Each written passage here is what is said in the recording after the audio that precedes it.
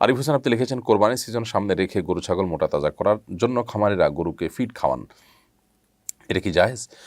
কোরবানির মৌসুম শুধু নয়, সারা বছর জুড়ে অনেকে এটা করে থাকেন। গরু ছাগল মোটা তাজা করার জন্য বিভিন্ন ওষুধ ইত্যাদি তাদেরকে খাওয়ান, এবং এমন কিছু খাওয়ান যা গরুর শরীর হয়ে মানুষের শরীরে প্রবেশ করে এবং মানুষকে ধ্বংসের দিকে নিয়ে যায়, এবং এগুলোর ফলশ্রুতিতে বড় বড় ব্যাধিতে মানুষ আক্রান্ত হয়ে যায়। সন্দেহাতীতভাবে এগুলো হারাম এবং গুনাহের কথা। একজন মুসলমান কোন অবস্থাতেই এরকম কোনো কিছু করতে পারেন না যাতে অন্য মুসলমান ক্ষতিগ্রস্ত হতে পারে। নবী করিম সাল্লাল্লাহু আলাইহি ওয়াসাল্লাম বলেছেন, লা দারারা ওয়ালা দিরারা। ইসলামে নিজে ক্ষতিগ্রস্ত হওয়া এটা যেরকম জায়েজ নেই, নিজে জেনে শুনে ক্ষতির মুখোমুখি করা নিজেকে নিজে, আবার একইভাবে অন্যকে ক্ষতিগ্রস্ত করাও জায়েজ নেই। এজন্য কোনো মুসলমানের ক্ষতি হতে পারে, কোনো মানুষের ক্ষতি হতে পারে, কোনো মানুষ মৃত্যুর দিকে আপনার ধাবিত হয়ে যেতে পারে, কিংবা তার কোনো রোগ স্থায়ী হয়ে যেতে পারে, বড় কোনো রোগের মুখোমুখি হতে পারে, এমন কোনো কাজ করা সম্পূর্ণভাবে হারাম। এটা মানুষ হত্যা করার শামিল। বিধায় আমাদের এই সমস্ত বিষয়ে যে সমস্ত ভাইয়েরা ব্যবসা বাণিজ্য করছেন তাদেরকে আমরা আল্লাহর ভয় যেন তাদের অন্তরে জাগ্রত হয়, আল্লাহর সামনে দাঁড়াতে হবে। দিন শেষে ব্যবসা বাণিজ্য সব কিছু থেকে যাবে, আমাদের আমল, আমাদের কর্মগুলো নিয়ে আমাদের আল্লাহর সামনে দাঁড়াতে হবে। বিধায় আমরা যেন আল্লাহকে ভয় করি এবং এই ধরনের হারাম কাজ থেকে আমরা সরে আসি, এবং মুনাফা আমরা কম করব এবং চেষ্টা করব হালাল উপার্জন করে নিজে যদি আর্থিক অনটন থেকে খুব বেশি বের হতে না পারি তবুও সেটাকে মেনে নিব, তারপরও আমি হারামকে কোনো অবস্থাতে মেনে নিব না। শফিকুল ইসলাম আপনি লিখেছেন, কোরবানির পশু লাইভ ওয়েটে বিক্রি করা যাবে কিনা, অর্থাৎ খামার থেকে গরু স্কিলে ওজন করে মেপে কেনা যাবে কিনা।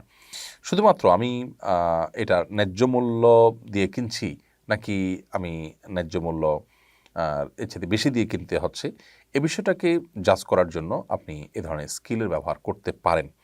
কিন্তু কোরবানির গরু সেটা খুব বেশি মাপামাপি করা, কেজি কত করে পড়লে সমস্ত হিসেব নিকাশ করা, এটা আসলে কোরবানির যে প্রাণ সেটাকে নষ্ট করে দেয়। সেজন্য এটা না করা উচিত।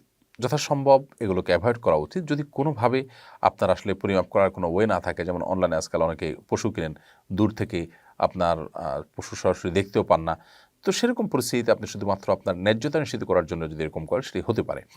আর যদি আপনার পর্তার চিন্তা করে শুধু এটি করেন তাহলে সেটা অবশ্যই কোরবানির সাথে যায় না।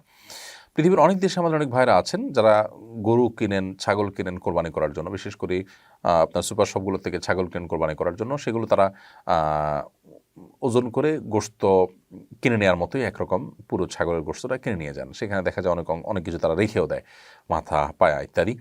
তো এরকমটি করা জায়েজ নাই। পুরো পশুটা আল্লাহর জন্য কোরবানি করবেন এবং পুরাটাই আপনি আল্লাহর জন্য নিয়ে যাবেন। সেখানে গরু গোশতর মতো বা ছাগল গোশত আমরা কিনি যে, সেরকম আপনি যদি কিনে নিয়ে যান তাহলে সেটির কোরবানি হবে না।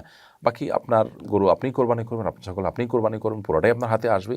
জাস্ট এটার ন্যায্যতা নিশ্চিত করবার জন্য আপনি স্কেল দিয়ে মাপলেন, তাহলে সেক্ষেত্রে সেই স্কেলে মাপাটা জায়েজ হবে। মামুন লিখেছেন, টাকা থাকার পরও যদি কোরবানি না দেয় তাহলে কি পাপ হবে?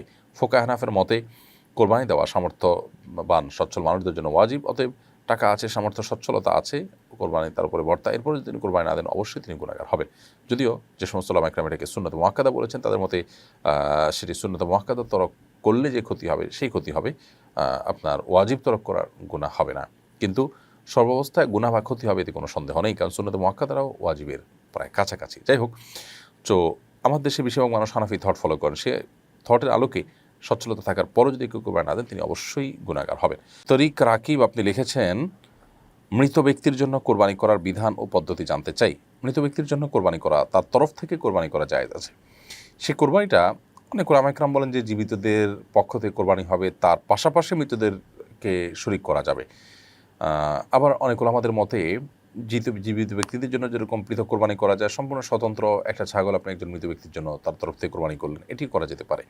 এটার জন্য বিশেষ কোনো পদ্ধতি নেই, বরং আপনি নিয়ত রাখলেন যে আল্লাহ এটা অমুকের তরফ থেকে আমি করছি, অমুক মৃত মানুষের তরফ থেকে করছি, বাস এটুকু নিয়ত করা যথেষ্ট। এবং এটার গোশত আপনার নিজের কোরবানির গোশত যেরকম আপনি খেতে পারেন, এটাও আপনি খেতে পারেন, বন্টন করতে পারেন এবং গরিবদেরকেও দান করতে পারেন। মানতের কোরবানির গোশত যেরকম পুরোটা দান করে দিতে হয়, এটা সেরকম না যে সবটুকুই আপনাকে দান করে দিতে হবে, আপনি বাধ্য, ব্যাপারটা সেরকম নয়।